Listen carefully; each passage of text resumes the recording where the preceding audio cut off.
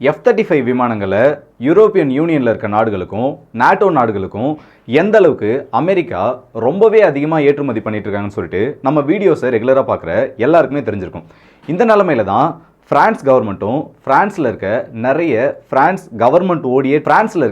நிறைய government orient news media அவுட்லெட்ஸும் இப்போது ஒரு முக்கியமான ரிப்போர்ட்டை வெளியில் கொடுத்துருக்காங்க. அதில் என்ன முக்கியமான விஷயம் சொல்லியிருக்காங்கன்னா, இந்த F-35 விமானங்கள் எந்த அளவுக்கு யூரோப்புக்குள்ளே அதிகமாக வர ஆரம்பிச்சதோ அப்போவே யூரோப்பியன் யூனியனாலையும் யூரோப் ரீஜனில் இருக்க அந்தந்த நாடுகள் அவங்களோட உள்நாட்டில் தயாரிக்கக்கூடிய 4ஆம் தலைமுறை விமானமாக இருக்கட்டும், இல்லை ஒரு 5ஆம் தலைமுறை விமானத்துக்கான ப்ராஜெக்டாக இருக்கட்டும், இது எல்லாத்தையுமே இந்த F-35 கொஞ்சம் கொஞ்சமாக அழிச்சுக்கிட்டு வருது. நம்ம இந்த F-35 யூரோப்பியன் யூனியனுக்குள்ள அலோவ் பண்ணி ஒரு மிகப்பெரிய தப்பு பண்ணிட்டோம்னு சொல்லிட்டு அமெரிக்காவுக்கு எதிராக மிகப்பெரிய ஸ்டேட்மெண்ட்ஸை கொடுக்க ஆரம்பிச்சிருக்காங்க. இது எல்லாம் இப்படி ஒரு பக்கம் போயிட்டு இருக்க, இன்னொரு பக்கம் உக்ரைனுக்கு அவங்களோட கடைசி கட்ட உதவியான கிட்டத்தட்ட ஒரு 250 மில்லியன் உதவியை யூஎஸோட காங்கிரஸ் சபை இப்போ அப்ரூவ் பண்ணியிருக்கு. அது இல்லாமல் ஒரு பக்கம் அமெரிக்காவோட உதவிகள் உக்ரைனுக்கு திரும்ப வர ஆரம்பிச்சிருந்தாலும் ரொம்பவே டொனட்ஸ்க் ரீஜனில் வச்சு ரொம்பவே ஒரு முக்கியமான வில்லேஜை ரஷ்யன்ஸ் ரொம்ப நாள் கழித்து கேப்சர் பண்ணியிருக்காங்க. கிட்டத்தட்ட டொனட்ஸ்க் ரீஜனோட ஒரு என்ட்ரின்னு சொல்லிட்டோம். ரொம்ப நாள் கழிச்சு டொனட்ஸ்க் ரீஜனில் இப்படி ஒரு டவுனை ரஷ்யன் ட்ரூப்ஸ் இப்போ புதுசாக கைப்பற்றியிருக்காங்க. கிட்டத்தட்ட உக்ரைனோட ஒரு கோட்டனே இந்த இடத்த இவ்வளோ நாள் சொல்லிட்டு இருந்தாங்க. அப்படிப்பட்ட இந்த சிட்டியை இப்போ கேப்சர் பண்ணியிருக்கிறது ரஷ்யாவுக்கு ஒரு மிகப்பெரிய மாரல் பூஸ்ட் மட்டும் இல்லாமல் ஒரு முக்கியமான அட்வான்டேஜை இந்த ரஷ்யா உக்ரைன் போரில் கொடுத்துருக்கு. இது எல்லாத்தையுமே இந்த வீடியோட டீட்டெயிலாக பார்த்துலாம். ஸோ வாங்க டேரக்டாக வீடியோக்குள்ளே போயிடலாம். நான் உங்கள் ஆர்கே, இது தமிழ் பொக்கிஷன் வழங்கும் டிபி ட்ரெண்டிங்.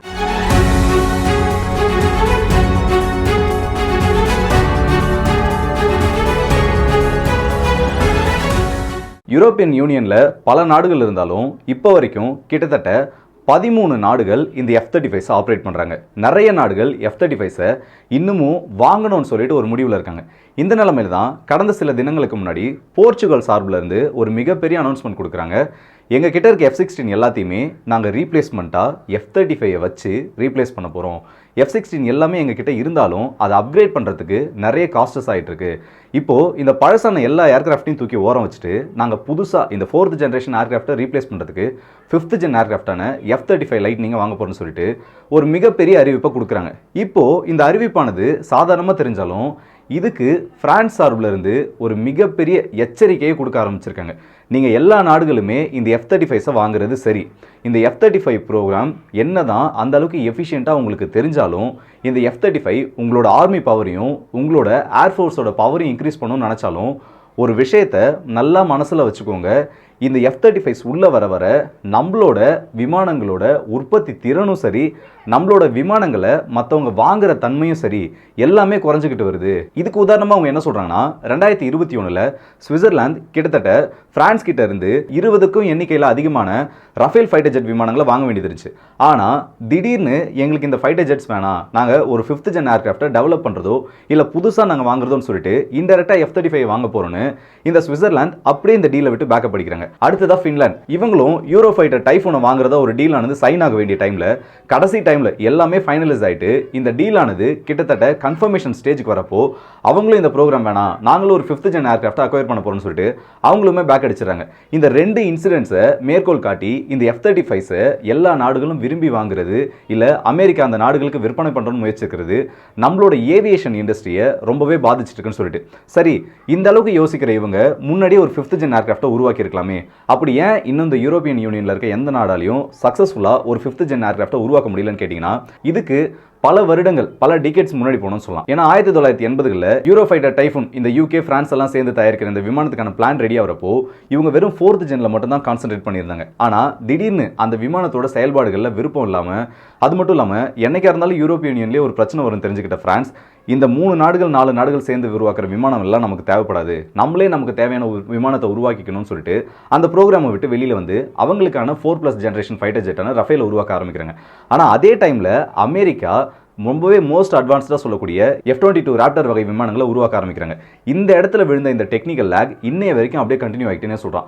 இப்போ இந்த நாடுகளால தனியா ஒரு 5ஆம் தலைமுறை விமானங்களை தயாரிக்க முடியலன்றப்போ பிரான்ஸ், ஜெர்மனி, ஸ்பெயின், பெல்ஜியம் இந்த மாதிரி நாடுகள் சேர்ந்து SEAF என்ற ஒரு ஃபியூச்சர் 5th ஜெனரேஷன் இல்ல 5+ ஜெனரேஷன் ஏர்கிராஃப்டோட ப்ரோக்ராம்ல ஈடுபட்டுருக்காங்க. அதே மாதிரி இன்னொரு பக்கம் பாத்தீங்கன்னா UK, இத்தாலி, ஜப்பான் GCAP என்ற ஒரு ப்ரோக்ராம்ல, அதாவது 6th ஜென் ஏர்கிராஃப்ட், இதை பத்தி நம்ம சேனல்ல ஆல்ரெடி ஒரு வீடியோல டீடைலா பேசியிருப்போம். இந்த மாதிரி ஒரு 6th ஜென் ஏர்கிராஃப்ட்கான பணிகள்ல இவங்க எல்லாமே தனித்தனியாக ஈடுபட்டு இருக்காங்க. இந்த லேகை இவங்களால ஏன் ஓவர் கம் பண்ண முடியலன்னு பாத்தீங்கன்னா இந்த யூரோப்பியன் யூனியன் நாடுகளுக்குள்ள இருந்த ஒற்றுமை இல்லாத தன்மை தான் காரணம். ஏன்னா பிரான்ஸ் மட்டும் அன்னைக்கு இந்த யூரோஃபைட்டர் டைஃபூன் ப்ரோக்ராம்ல இருந்திருந்தாங்கன்னா சீக்கிரம் அந்த ப்ராஜெக்ட் ஆனது முடிஞ்சிருக்கும். அடுத்ததா 5th ஜென் ஏர்கிராஃப்ட்கான ப்ரோக்ராம்ல இந்த நாடுகள் எல்லாமே சேர்ந்து இறங்கியிருப்பாங்க. ஆனால் பிரான்ஸ் ஒரு பக்கம் தனியாக போனதுனால அந்த ஃபண்டிங்ல நிறைய பிரச்சனை ஏற்பட்டு அதுக்கப்புறம் UK சில நாடுகள் கூட சேர்ந்து அந்த ஃபைட்டர் ஜெட்டை உருவாக்குறாங்க. பிரான்ஸ் தனியாக இந்த பக்கம் உருவாக்கிட்டு இருக்காங்க. இன்னொரு பிரச்சனை என்னன்னா யூரோப்பியன் யூனியன்ல இருக்க நாடுகளுக்கு பெருசா எதிரின் யாரும் கிடையாது. அவங்களுக்குள்ள பிரச்சனை வந்தாலும் அவங்களுக்குள்ள சமாளிக்கிற அளவுக்கு அவங்க கிட்ட கெப்பாசிட்டிஸ் இருக்கு. அப்படி இருக்கப்போ இப்போ எதுக்கு நம்ம புதுசா பல $1000 பல $1 பில்லியன் மதிப்புல நம்ம ஒரு 5th ஜென் ஏர்கிராஃப்டை ஸ்கிராப்ல இருந்து உருவாக்கணும்? அதுக்கு பதில் சில $1 பில்லியன் கொடுத்தா ஏற்கனவே ரொம்ப யூஸ்ஃபுல்லா இருக்க உலகத்தோட ஒரு அட்வான்ஸ்டு ஏர்கிராஃப்ட்னு சொல்லக்கூடிய F-35 5th ஜென் ஏர்கிராஃப்டை நம்ம ஈஸியா வாங்கிட்டு போயிடலாமே. ஆரம்பத்துல இருந்து அதை உருவாக்கி கஷ்டப்படுறதை விட கொஞ்சம் காசு செலவானாலும் பரவாயில்லன்னு சொல்லிட்டு இதெல்லாம் வாங்குறப்போ நமக்கு டைமும் மிச்சமாகும். சில வருஷத்துல, அதாவது ஒரு ஏர்கிராஃப்டா அது சின்னதுல இருந்து உருவாக்கி வெறும் ஸ்கிராப்ல இருந்து அதை ஒரு டிசைன் பண்ணி நம்ம அதோட அவுட்புட்டை வெளியில கொண்டு வரனா 20 வருஷம் வரைக்கும் அதிகபட்சம் ஆகலாம். ஆனால் இப்படி நம்ம ஒரு டீலை மட்டும் சைன் பண்ணிட்டு அந்த விமானங்களை வாங்கி மெயின்டைன் பண்ணுறப்போ 2-3 வருஷத்தில் அந்த நாட்டுக்கு தேவையான மொத்த ஏர்கிராஃப்ட்ஸும் வந்துடும். இதை மட்டுமே மனசில் வச்சும் நிறைய பேர் அவங்க 5th ஜென் ஏர்கிராஃப்டை உருவாக்காம அமெரிக்கா கிட்ட இருந்து வாங்கிட்டு இருக்காங்க. இதை காரணமாக வச்சு தான் பிரான்ஸ் இப்போ இவ்வளோ பெரிய ஒரு அனௌன்ஸ்மெண்ட்டை கொடுத்துருக்காங்க. நீங்கள் எல்லா நாடுகளும் இந்த மாதிரி உங்களோட சோம்பேறித்தனத்தினால அமெரிக்காவையே நம்பி போயிட்டு இருக்கப்போ கூடிய சீக்கிரத்தில் அமெரிக்கா இந்த ஒட்டுமொத்த யூரோப்போட ஏவியேஷன் இண்டஸ்ட்ரியே டெஸ்ட்ராய் பண்ண போகிறாங்கன்னு சொல்லிட்டு இது கிட்டத்தட்ட பிரான்ஸ் சொல்கிறது உண்மைனே சொல்லலாம். ஏன்னா எந்த ஒரு நாடும் அமெரிக்கா உதவிகள் பண்ணுது நம்ம சாதாரணமாக நினைப்போம். எந்த ஒரு நாட்டுக்கும் அமெரிக்கா உதவிகள் பண்ணுறதுக்கு முன்னாடி பல விஷயங்களை மனசில் வச்சு தான் பண்ணுவாங்க. அவங்க கிட்ட ஒரு சின்ன ஆயுதம் வாங்கினாலே போதும், கிட்டத்தட்ட சின்ன மீனை போட்டு பெரிய மீனை பிடிக்கிற கதையாக ஏதாச்சும் ஒரு எக்யூப்மெண்ட்டை கொடுத்து ஆனால் அதுக்கான ஸ்பேர் பார்ட்ஸோ இல்லை அடுத்தடுத்த டீல்ஸையோ எப்படியாச்சும் சைன் பண்ண வச்சுட்டு அந்த ஒட்டுமொத்த நாட்டோட டிஃபென்ஸ் இண்டஸ்ட்ரியை கொலாப்ஸ் பண்ணுற விதமாக அமெரிக்கா நிறைய வேலைகளை பண்ணுவாங்க. உதாரணத்துக்கு நம்ம பாகிஸ்தானே சொல்லலாம். F-16 கொடுக்குற மாதிரி கொடுத்து அதை இந்தியாவுக்கு அகேன்ஸ்டாக யூஸ் பண்ணுற மாதிரி யூஸ் பண்ண வச்சு அமெரிக்காவையும் நம்ப வச்சு கடைசியில் ஒரு கட்டத்துக்கு மேலே நீ எப்படியாச்சும் விமானம் எப்படியாச்சும் போட்டோம்னு சொல்லிட்டு அப்படியே விட்டுட்டு கழட்டி கிளம்பிட்டே இருந்துட்டாங்க. இப்போது நிறைய பேர் இதுக்கு கமெண்ட் செக்ஷனில் சொல்லலாம், அமெரிக்கா நீங்கள் ரொம்ப அகேன்ஸ்டாக பேசிட்டு இருக்கீங்க, அமெரிக்கா நிறைய விஷயங்களில் ஜியோ பாலிடிக்ஸில் நீங்கள் அமெரிக்காவை ஓரங்கட்டுற மாதிரி பேசிட்டீங்கன்னு சொல்லிட்டு. எல்லாருக்கும் நான் சொல்கிற சிம்பிளான விஷயம் என்னன்னா, அமெரிக்காவை ஓரங்கட்டுற மாதிரி யாருமே பேசலை. நம்ம ஜியோ பாலிடிக்ஸ் எடுத்து பார்த்தாலும் சரி, இல்லை எந்த ஒரு நாட்டோட ஹிஸ்ட்ரியை பார்த்தாலும் சரி, அங்கே அமெரிக்காவோட ரோலை பார்த்தோன்னா அங்கே பெருசாக அவங்களை சப்போர்ட் பண்ணி சொல்கிற மாதிரியோ இல்லை அமெரிக்காவை ஓகோன்னு புகழ்கிற மாதிரியோ எந்த ஒரு விஷயமும் கிடையாது. வேணும்னா அவங்க கிட்ட இருக்க டெக்னாலஜியை பற்றி பேசலாம், அமெரிக்கா கிட்ட இந்த அளவுக்கு டெக்னாலஜி இருக்குன்னு சொல்லிட்டு. மற்றபடி அமெரிக்காவோட செயல்களை பார்த்தோன்னா அந்த அளவுக்கு எதுவும் இருக்காது. ஒருவேளை அப்படி உங்களுக்கு ஏதாச்சும் தெரிஞ்சிச்சுன்னா அதை கமெண்ட்ஸில் சொல்லுங்கள். அதை பற்றி நான் இன்னும் நிறைய தேடி பார்த்துட்டு அது ஒரு தனி வீடியோவை கூட போடுறேன். அடுத்ததா ரஷ்யா உக்ரைன் போர். இந்த ரஷ்யா உக்ரைன் போரில் இப்போ 250 மில்லியனுக்கான உதவிகளை அமெரிக்காவோட காங்கிரஸ் சபை இப்போ உக்ரைனுக்கு கொடுக்கறதுக்காக அப்ரூவ் பண்ணியிருக்காங்க. இந்த 250 மில்லியனில் எல்லாமே small rounds of ammunitions, artillery shells, air defence systems and anti tank weapon சொல்லிட்டு சில கேட்டகரிஸாக பிரித்து கொடுத்துருக்காங்க. உக்ரைன் கேட்ட நிறைய உதவிகள் இந்த ஒரு பேக்கேஜில் நிராகரிக்கப்பட்டிருக்குன்னு சொல்லலாம். ஆல்ரெடி நான் நிறைய சொல்லியிருப்பேன், அமெரிக்கா உக்ரைனுக்கு கொடுக்குற உதவிகள் எல்லாமே கொஞ்சம் கொஞ்சமாக குறைஞ்சிட்டு வருது. கிட்டத்தட்ட உக்ரைனை கூடிய சீக்கிரத்தில் அமெரிக்கா கைவிட்டுருவாங்கன்னு சொல்லிட்டு அதுக்கு ஏற்ற மாதிரியே சில நாட்களுக்கு முன்னாடி ஒரு சம்பவம் நடந்துச்சு. ஒரு எமர்ஜென்சி எய்டில் இருந்து நம்ம ஒரு 13 பில்லியன்லேருந்து 14 பில்லியன் இஸ்ரேலுக்கும் உக்ரைனோட ஃபியூச்சரை மனசில் வச்சு ஒரு 50 பில்லியனுக்குமான அதிகமான தொகையை நம்ம உக்ரைனுக்கு கொடுக்கணும்னு சொல்லிட்டு ஒரு ஓட்டிங் வந்தப்போ ஒட்டுமொத்த ரிப்பப்ளிகன்ஸும் இதுக்கு அகேன்ஸ்டாகவும் காங்கிரஸ் சபையுமே இந்த ஒட்டுமொத்த கோரிக்கையை நிராகரிச்சிட்டாங்க. ஏன்னா உக்ரைன் என்ற நாடு கிட்டத்தட்ட ஒரு மோசமான நிலைமையை நோக்கி இப்போ போயிட்டு இருக்குன்னு சொல்லலாம்.